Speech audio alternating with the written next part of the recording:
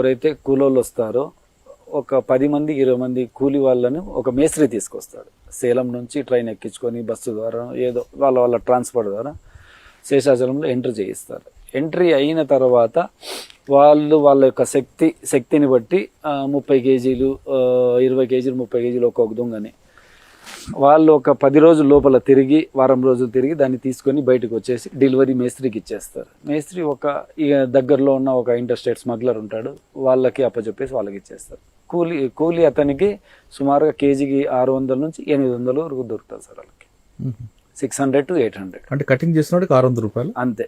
Cutting చేసుకొని లోపలికి వెళ్ళి కటింగ్ చేసుకొని మోసుకొని బయటికి 30 కిలోమీటర్ బయటికి వచ్చిన వ్యక్తికి 600 నుంచి 800 వరకు హార్డ్లీ. అసలు ఎంబో ఎలాగుంటదండి వాళ్ళది లోపలికి? అంటే మనం వెళ్తున్నప్పుడు ఆపుతాం, ఇన్ని రకాలుగా ఆపుతున్నా, ఇన్ని సీసీ కెమెరాలు పెట్టినా, ఫోర్స్ పెట్టినా వాళ్ళు లోపలికి వెళ్ళగలుగుతున్నారు. ఏ విధంగా ఐడెంటిఫై చేస్తారు? చేసిన తర్వాత కట్ చేసిన తర్వాత అక్కడే పెడతారా లేదా బయటికి తీసుకొస్తారా?